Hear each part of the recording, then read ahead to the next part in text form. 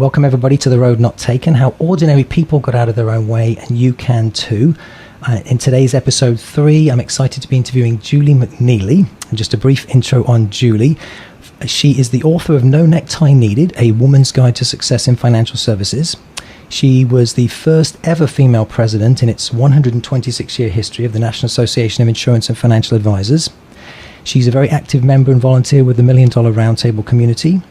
She coaches some individuals. She's spoken, certainly all over the country or North America. Have you spoken in other countries besides that yet? A little bit, but mostly North America. Okay.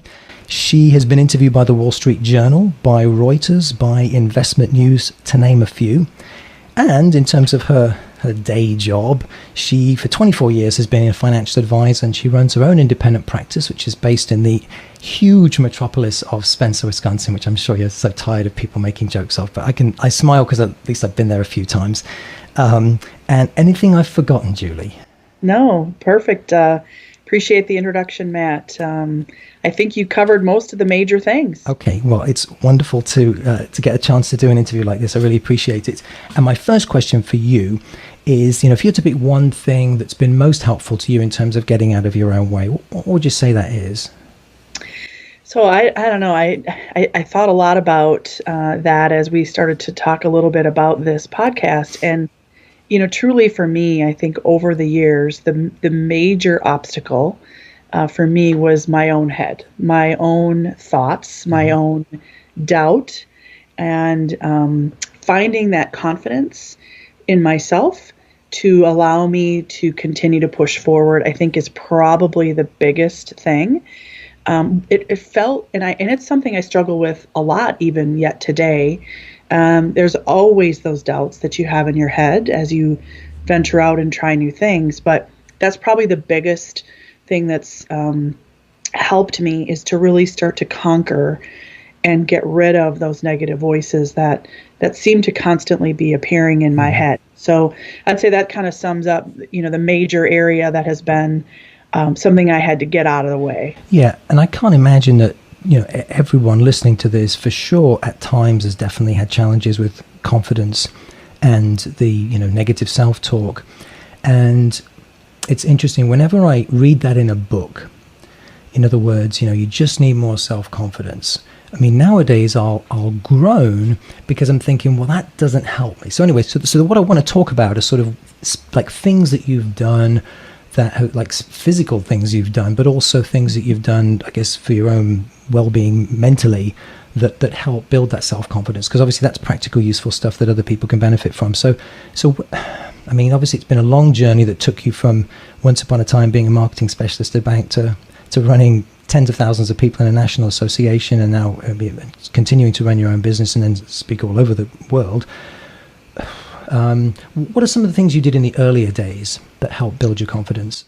So starting out, I just had to get myself out there, and I often felt paralyzed, especially as I started in financial services. Mm-hmm. It's a very long learning curve, I think, as a career choice. And sometimes I felt very paralyzed because I didn't feel like I knew everything. And so to get out in front of people, not feeling confident in the knowledge that I had to be a financial advisor, it was often something that just stopped me in my tracks. And so I learned pretty early on that the best way for me to learn, and this is maybe just my learning style, but was just to get out there. Mm-hmm. And if I didn't have an answer to give the client or the prospect, then I would simply just say, I'll get back to you.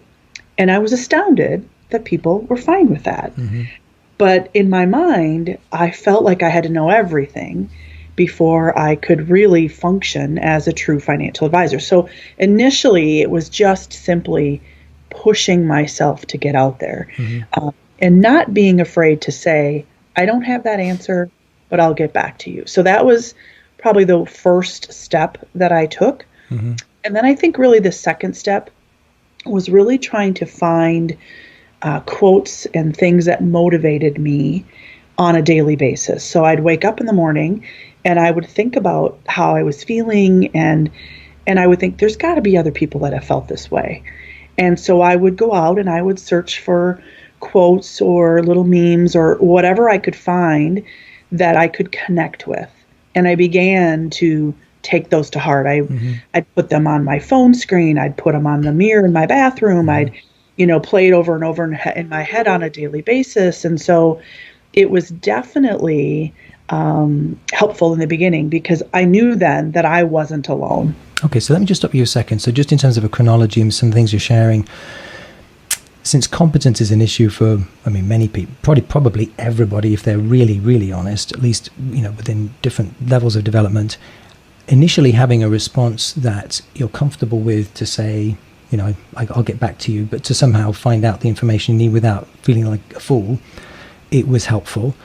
And then you talk about quotes, so finding some inspiration from recognizing that other people have been in the same boat as you. Now, what stopped you from quitting in the early months? Was that it? Because, some people could say, well, that's all well and good, but you clearly had enough drive to persevere and also I'd say have faith that the people that were giving these quotes knew what they were talking about. So there was a part of you that had enough faith that you could make it work. For sure. I knew that I had that sort of drive to be successful and to be an entrepreneur. I felt like I grew up around it. My father was in this industry. My mother was in the industry. And I knew lots of people that were in the industry. So I felt like I probably had the magic combination. I just had to go find my own sort of combination. So I think I had that drive, but when I say I just had to get out there, that helped. But then truthfully, Matt, I truly believe that so much of finding confidence and silencing negative voices is just an inside job. It's a gut check. You have the ability, it's good self-talk, drowning out the negative self-talk. And I did that a lot. And I tell you, I wanted to quit almost every day in the first 3 years because I did feel like I had left, a corporate job that gave me a steady paycheck and some stability and a job that sort of fit in this nice little box. And what I had experienced in this new sales career in financial services was something that was just it didn't fit in a box. It constantly changed and moved and there were so many things that I didn't know about it, but it was definitely a gut check for me and almost on a daily basis. Can you talk about how you reinforce the self-talk?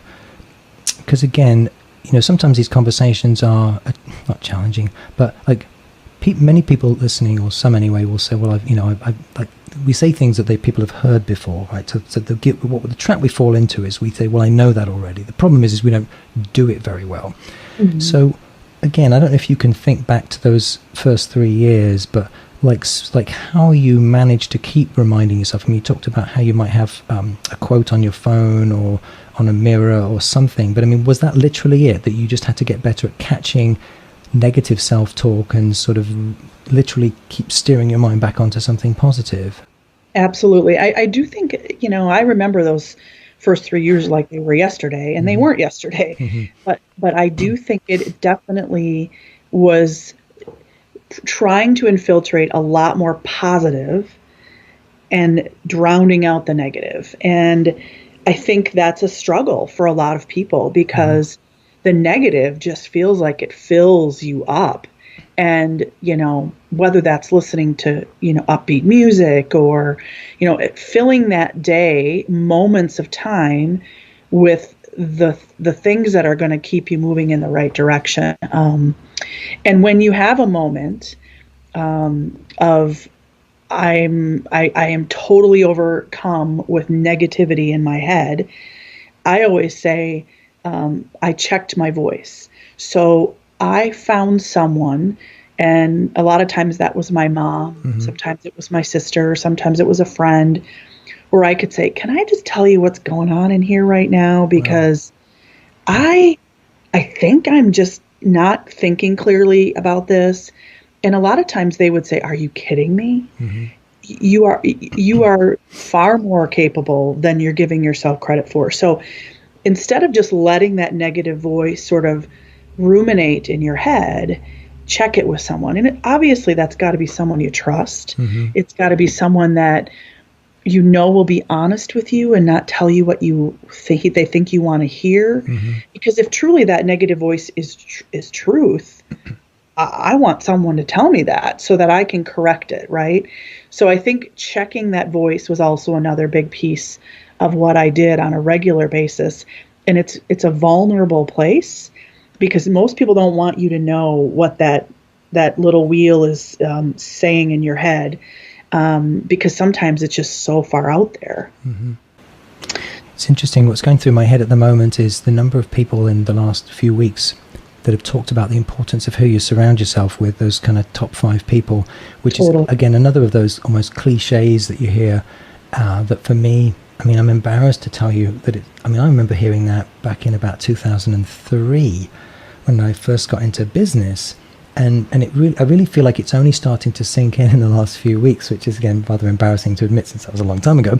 But the other thing that strikes me about what you're saying is that those people aren't just people that elevate you for their ideas and who they are and what they've achieved, but also you found people that believed in you enough to hear you out, but also not to keep you small, which I don't know how, I hate to use the word lucky, but I mean, I'm just thinking that's another ingredient here, because, and I don't know either if it's, again, a personality or even a gender thing, which I loathe to mention specifically, but I mean, I'm just wondering, because just the whole idea of voicing fears and being vulnerable to people, I mean, it certainly hasn't come naturally to me, and I'm just thinking this out loud, that because this is this is a massive deal, because you talk about voicing negative thoughts, so people can literally say, well, that's ridiculous, where did you get that idea? And he goes, well, it was in my head.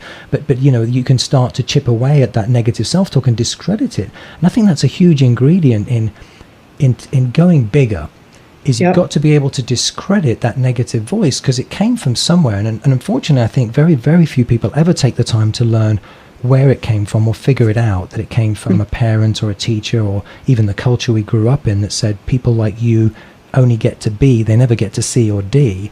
And that's part of, because why I'm leading this conversation too is, I want to get into it earlier rather than later. I mean,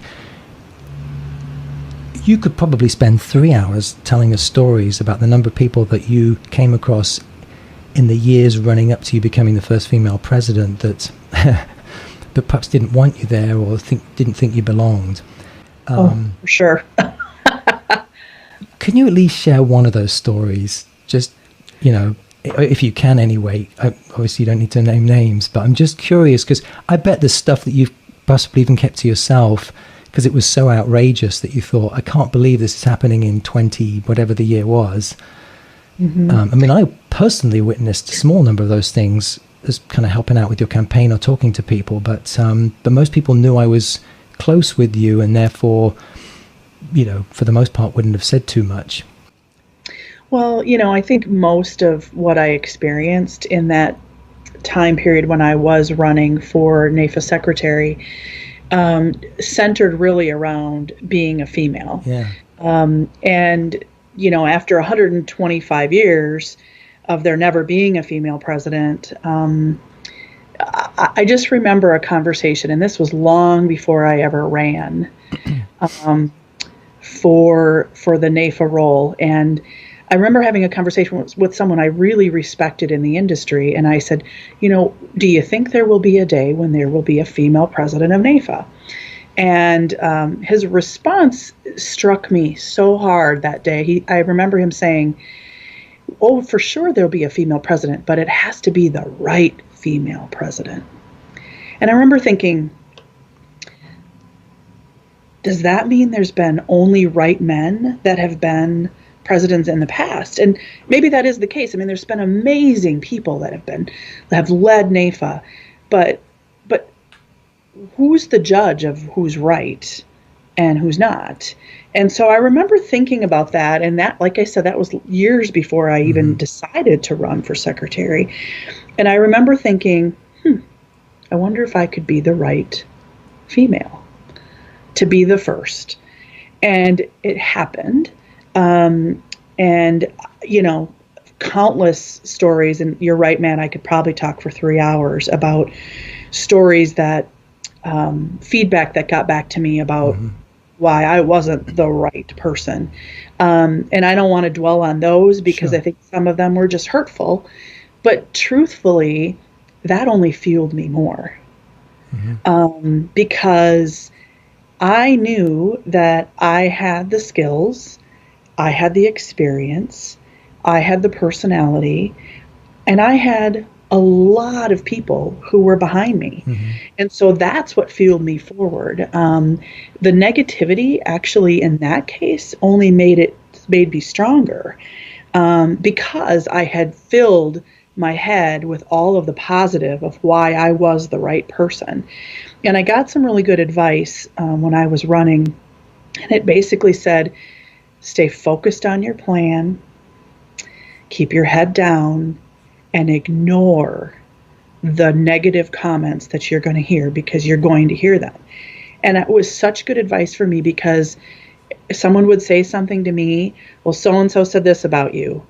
Okay, well, that's not true. And I moved on and I stayed focused. And so I think, there's definitely something to be said for filling your head with more positivity than the negativity and moving beyond it. What's interesting, I mean, it's almost the same thing that we just talked about, really, kind of keeping to shift back to positive self-talk. And I almost wonder, are there other really specific things? So, and I'll out myself here, I have a couple of, wristbands on that I specifically got for that purpose. As just, one more little thing. Sometimes I'll write on my index finger a little bit, just as a visual cue, to keep, just to keep my head in a better place. Are there other things that you do, or used to do that helped kind of steer that? Because obviously, I know this is the most ridiculous statement I'm about to utter yet, but you're a human being with your own feelings. It can't have been as easy as said than done to just say, well, I ignored that. There must have been times where it stung, but clearly you found a way to, again, put your head somewhere else, or to move on or do something. What were some of those little things that you did that helped, again, get your head back in the right gear? Yeah. So, but Matt, I don't know if you can see this, but I wear a wristband too. Okay. This is the theme for my year. Every year I try to set a theme. Okay. This year, my theme, and it was the same last year, I decided to carry it over because it served me so well last year. My theme is intention. So I don't do anything in my life that isn't in my intention, or in God's intention for my life. So, and I remember last year I didn't have the bracelet. I just got that this year. But I remember, I had it everywhere. It was on my phone screen, and everywhere I could look, I had the word intention. And when opportunities would come to me, or someone would step in my path that maybe wasn't with the right intentions, they were pulling me down or trying to put me in the wrong direction, I would remind myself that that's not my intention. And my intention is to continue to move forward. And so that has become a huge part of what I do on a daily basis. In fact, I've asked my staff to start setting a theme for the year. As a firm, we set a theme for the year. So we try to live that in all aspects, not only personally, but professionally. So it boils down to some of those simple things, and some things work for people and some things don't. But I obviously build on what works for me. Yeah, and so one challenge I have, and I know I'm not alone because obviously I've coached lots of people who have said similar things, is they might do something like the wristband or putting a note on their laptop or whatever it might be, or on their home screen. The problem is what I hear from a lot of people is it becomes part of the furniture. So unless they mix it up a lot, it only works for a very short period of time, and then they stop noticing it because it just blends in with everything else. So how do you deal with that? Oh, that's a really good question. And maybe it comes with finding new ways of doing it all the time. This has not left my wrist since the end of November of 2018. I've worn it to some formal events and everything. And I've had people say, what is it? And I explain it. But, I'm not allergic to finding new ways of trying to keep my head on track. Last year, I didn't have a wristband. I just sort of did it. And I think when opportunities come your way, when you see yourself maybe looking at a fork in the road, it's always going back to who you are and that core person that you are. And in my case, it's going back to my theme and saying, okay, is this in my intention or not? And if it's not, I'm going to take the path that is in my intention and not the other. I think as we find success and we find abilities to grow as people, we often find opportunities that come in our direction that are flattering. They're impressive. They're amazing and potentially a wonderful experience. But if they're not truly the direction we're supposed to be heading in, they're noise. So last year I had an opportunity to, I had someone approach me about running for a political office. And this was, my year of intention, and I was flattered by that. I considered it for a significant number of days simply because of the person who asked me and how much I respected them.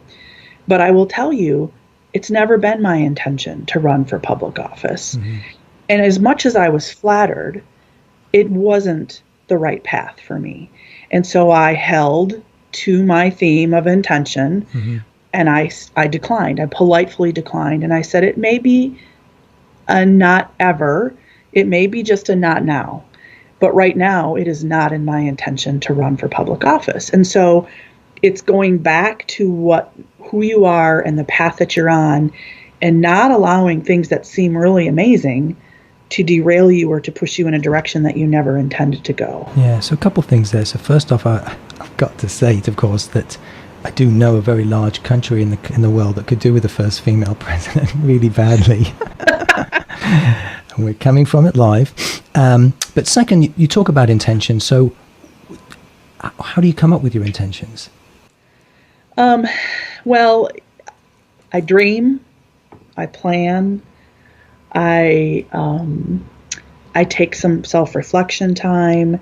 I try to do that on an annual basis, but reflect back on it on a regular basis.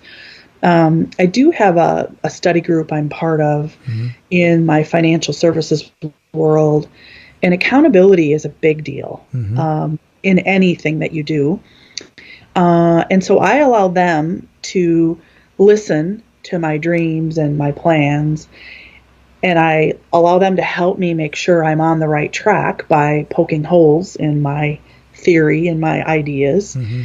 And then I let them help me keep accountable to what I've agreed to do for the year. And so I feel like that has become a big part of who I am as well. It's 5 years that we've been together, or maybe, closer to 6 years actually. And that has totally allowed me to have a group of 4 other women that have allowed me to really make sure that my path is going in the right direction. Okay, so just to recap a little bit, and this is really for the purposes of people listening, because sometimes things can go in one ear and out the other. You spend, by the sounds of it, quite a lot of time and scheduled time planning and reflecting, because you mentioned certainly annually, but you said regular reflection time. So what's your definition there?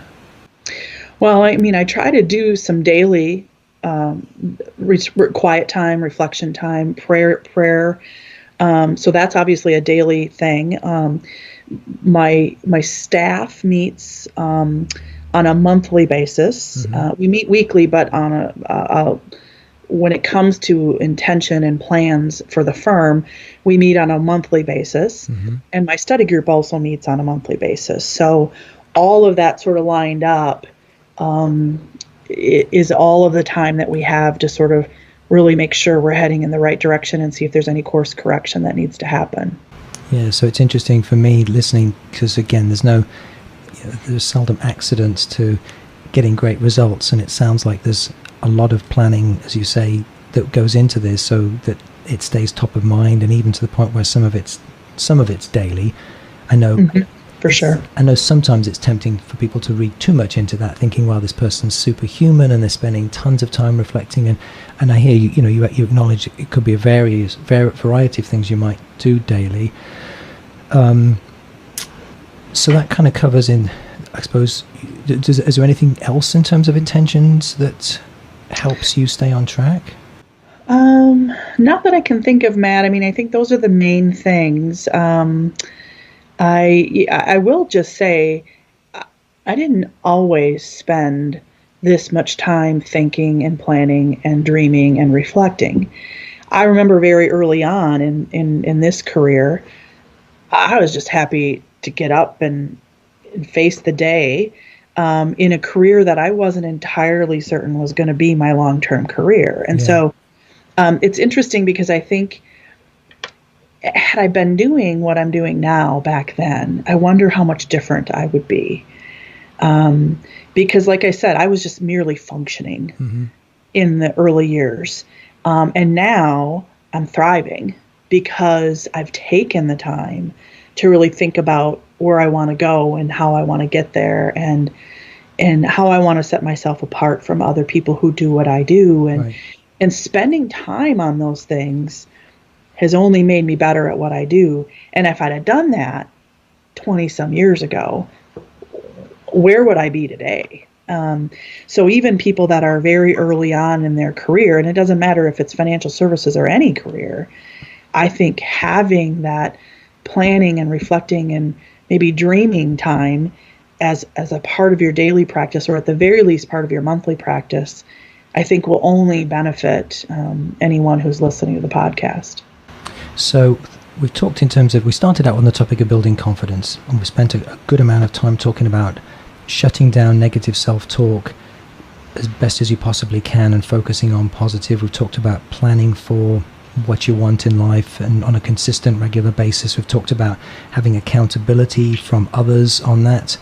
And actually, I want to dwell on that just for a moment. So what else makes that study group work? So in other words, when you go into one of those meetings, what's going through your head so that you don't feel foolish? Good question. The only way I think study groups work really well is if you are raw and real. And that's not just, in our case, it's not just business. It's on the personal level. These ladies are like my sisters. In fact, we call ourselves the Maya sisters.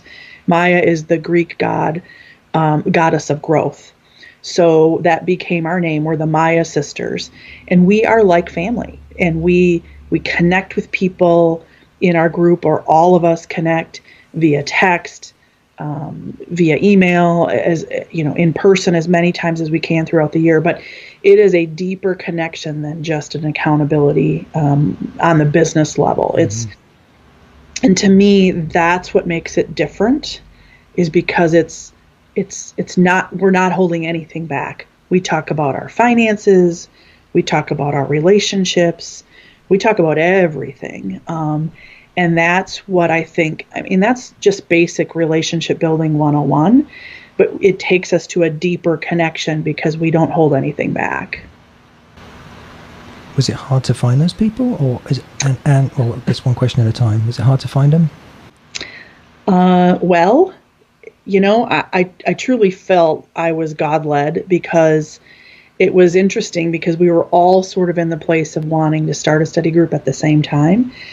We all were volunteering at $1 Million Roundtable, and I just had a conversation with one of the women and said, hey, I've always wanted to start a study group. Would you ever be interested? Because I felt like she was someone I would connect with, although I hardly knew her. And all of a sudden she knew someone, and then she knew someone, and there were 5 of us who came together. So it wasn't, I don't think it was an accident, but it was no human person orchestrating that. We were led together for a reason. Because it's been much on my mind in the last few weeks, as I said, because I've heard so many different people talk about the importance of who you surround yourself with. So every day I think about that topic to sort of, I guess, keep elevating that who those people are.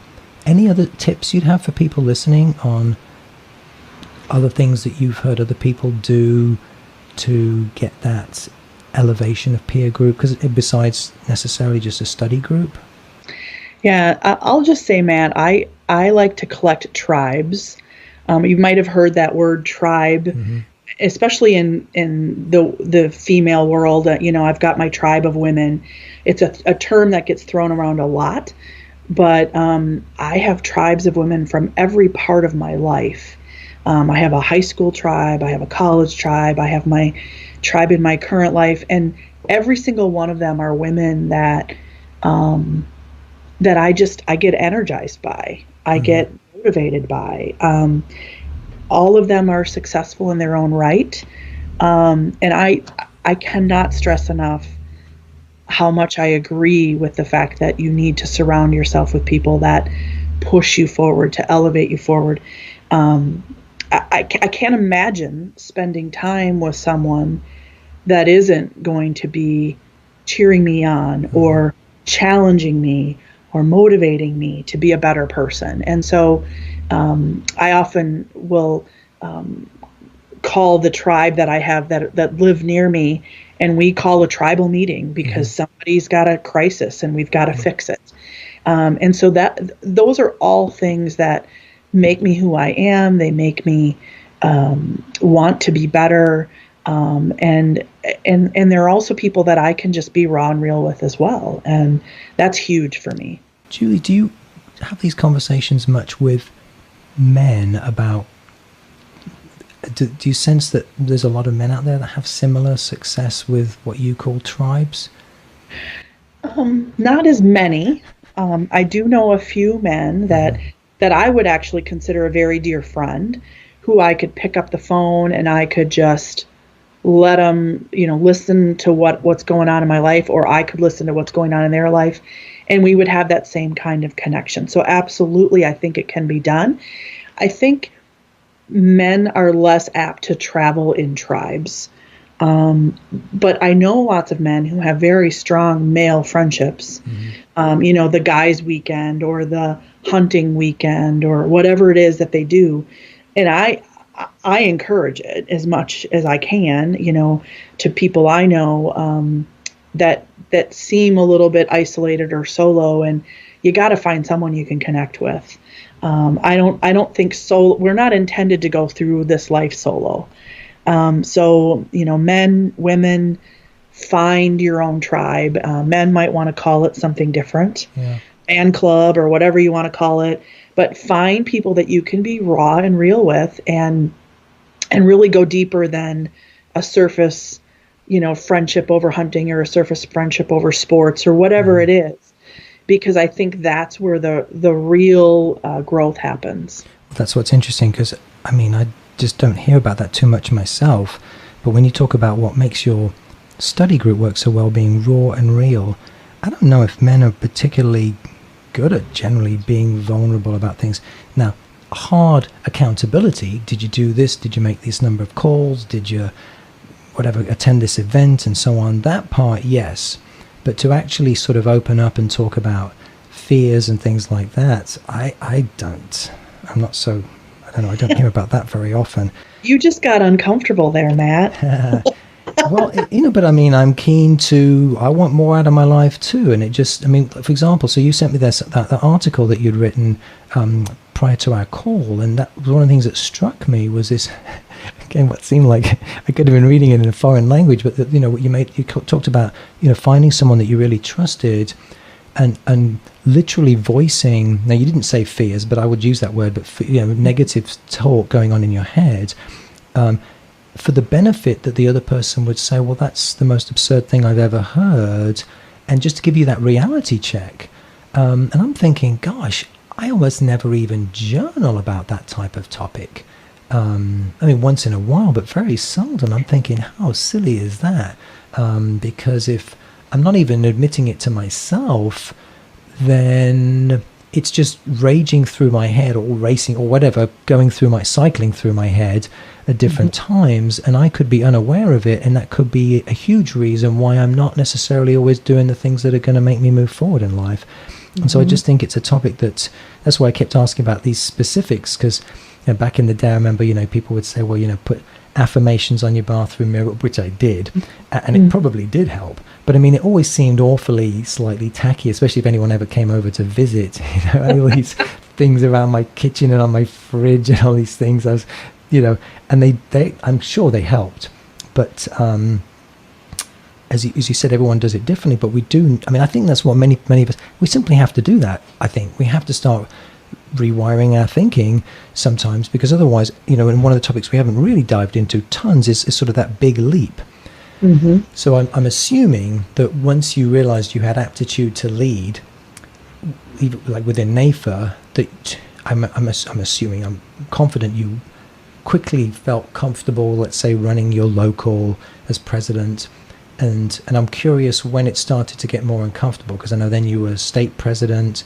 Talk through that just a little bit in terms of when the negative noise got louder, or started to say, gosh, or started to question whether you believed you were capable of it. Yeah. So I will say that any leadership opportunity is huge, because it allows you to potentially find confidence that you didn't have before. So you're absolutely right. I started slowly working in my local, became president of my local. The real switch for me came when I was asked to be an appointed trustee for NAIFA, and that was at the national level. And I hadn't been state president yet. So, and I was fairly new in the industry, but they were looking for people that had the perspective of a young advisor. There was a day that I was a young advisor. I am no longer a young advisor, but I was back then. And I remember thinking, well, what am I going to bring to the table? I'm just a young punk kid from Spencer, Wisconsin. I don't even know if I'm going to stick out with this industry. And what in the world could I bring to the table? But I will tell you, I had a conversation with a friend of mine who was active in NAIFA, and I shared that with him. I said, I just don't know if I'm going to bring anything of value to this board. And here they're asking me to serve as an appointed trustee to bring that perspective. But what am I going to share that's going to be of value? And he said, are you kidding me? Are you kidding me? You have a ton to share. Don't hold back. Make sure they understand that your perspective is something they need to hear. And I'll never forget that moment, because I went, well, if he believes in me, I should probably believe in myself. And so I moved forward. I became an appointed trustee, and I remember sitting at the table going, yeah, they do need to hear my perspective. And so it just slowly started to build that confidence. But it took that person saying to me, are you kidding me? Right. And I've had those moments before. It happened before I was going to release the book. I said, who would want to read this book? It's just my story. And the woman who was helping me with the writing and the editing said, are you kidding me? The exact same words. Yeah. You're crazy if you don't see it. And I think that's checking your voice. That's finding people that can to really hit you over the head. But that's how you build your confidence, is it just comes with moving forward and being validated with positive interaction, positive impact, and leadership growth. Yeah. Again, it comes back to, though, your willingness to share your fears. And it's so funny, because there's self-development gurus out there who advise against doing that, because they say, well, you don't want to think about your fears, you don't want to even acknowledge them, really, because that gives them fuel, it puts fuel on the fire, and then you obsess about them, and then it becomes this downward spiral, which, I mean, definitely, I know it happens, but clearly, again, you've got a certain, I don't know, I'll call it cognitive strategy, which makes me sound like a professor, but whatever, something going on in your head that's a way of somehow, again, airing it out. And then, yep. I don't know if you hope, or because most of the time when you do air it out, or I don't know if you've got an innate sense of airing it out to the right people, but they shoot it down saying, Julie, that's ridiculous. Are you kidding me? that then bolsters your confidence and gives you enough, or at least enough confidence to say, well, okay, well, let me stay on this path because obviously I've got something to contribute. And it continues to build. And I guess, again, that's the piece that I'm looking for that can help other people is getting that positive traction. But you find a way to diffuse the negative, which I think few people do. In other words, I mean, in some ways we're talking about the limiting beliefs, that you find ways to somehow acknowledge them, but in a way that it doesn't take you off course, certainly not for very long, clearly. Mm-hmm. And that's a kind of strategy that I don't think most people have. I just don't see it. So one of the things I remember having conversations, even back when I was in college, I call this irrational beliefs, IB. Mm-hmm. I label it IB. So I would have a friend who would constantly be saying, oh, this is crazy and I'm never going to be able to do this. And then I said, stop, IB. And all I would have to say is IB. And she would know, because what she was doing was defeating herself before she even started. Right. And so I often use that in my own head. I don't typically say IB out loud anymore. Yeah. Or if I do it in a different way. But in my own head, I anytime I have a thought, I think, okay, is this irrational? Mm-hmm. Is this real? And if I can't decipher it for myself, that's when I go find someone to check it.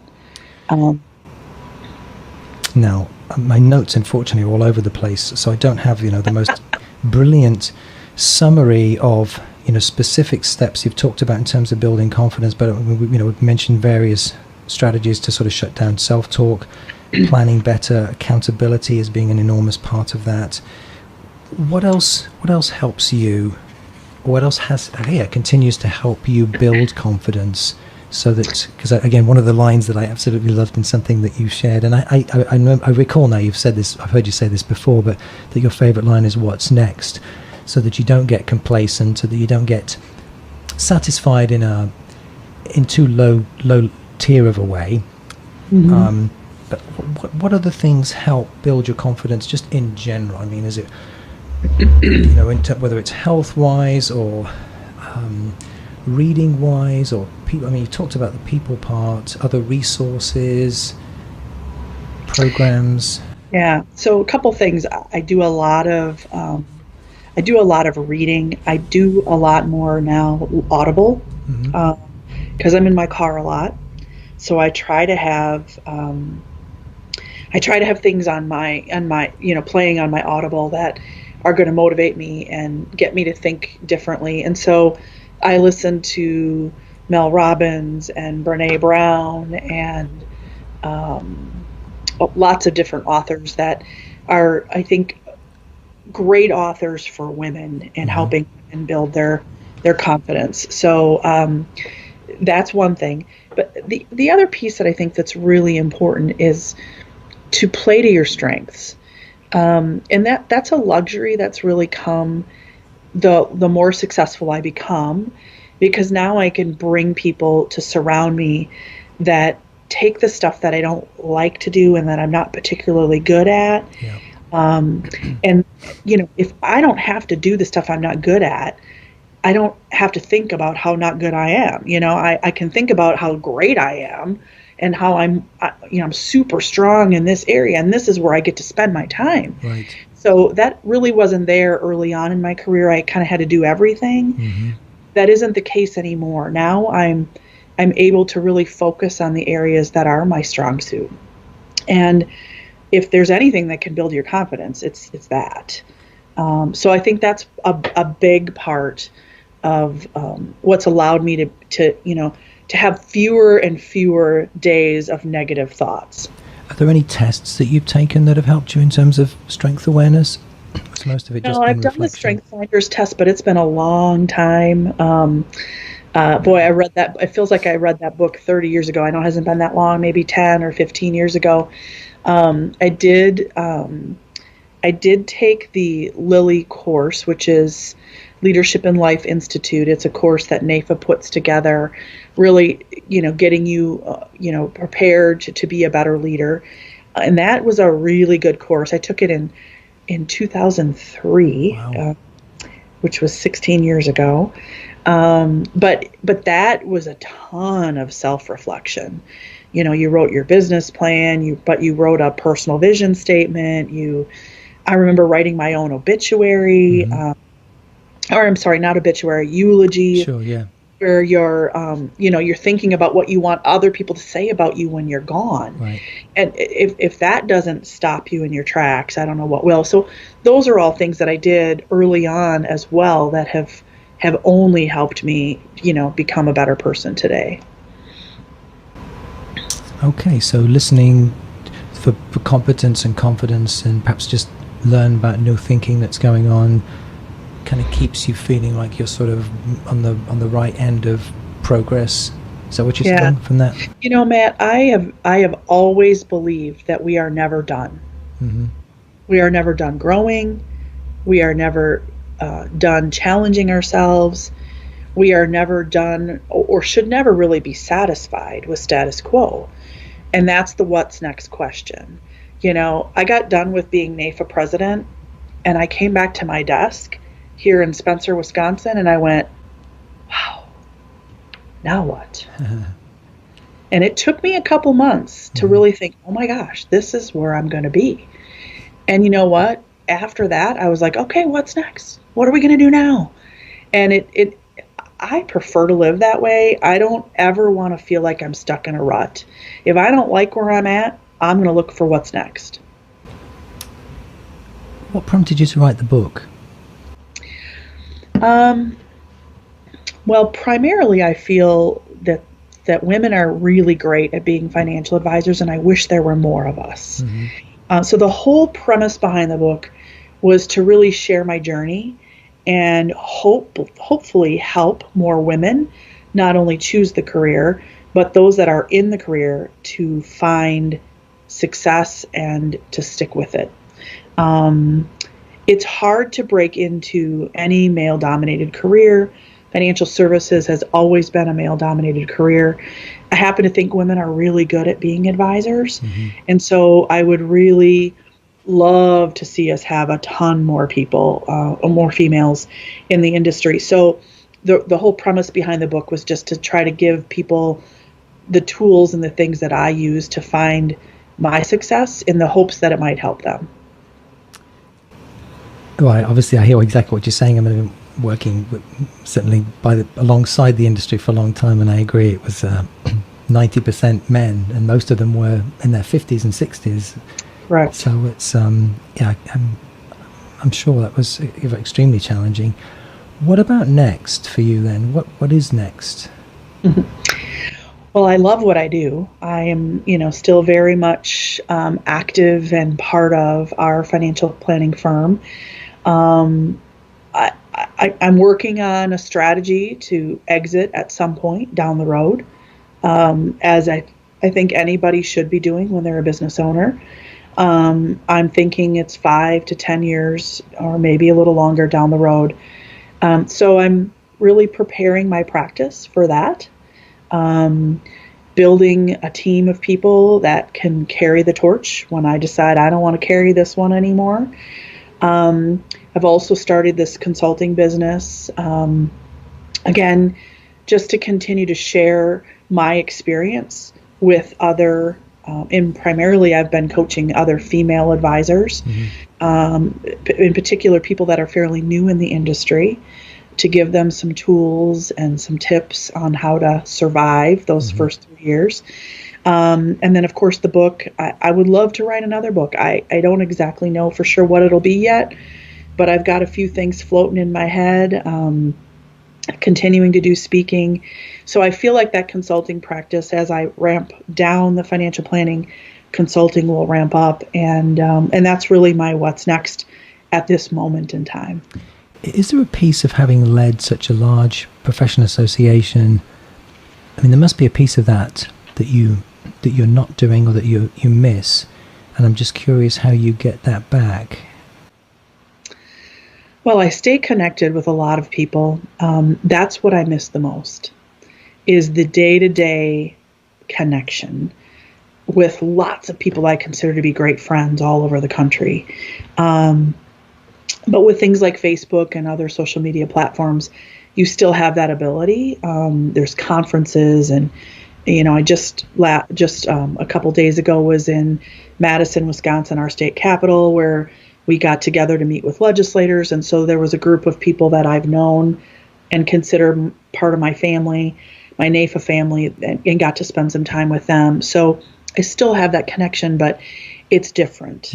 When you're no longer in that leadership position, you sort of fade. I say hashtag has been, and I say it jokingly, but truly that's what you are. You're part of the past history.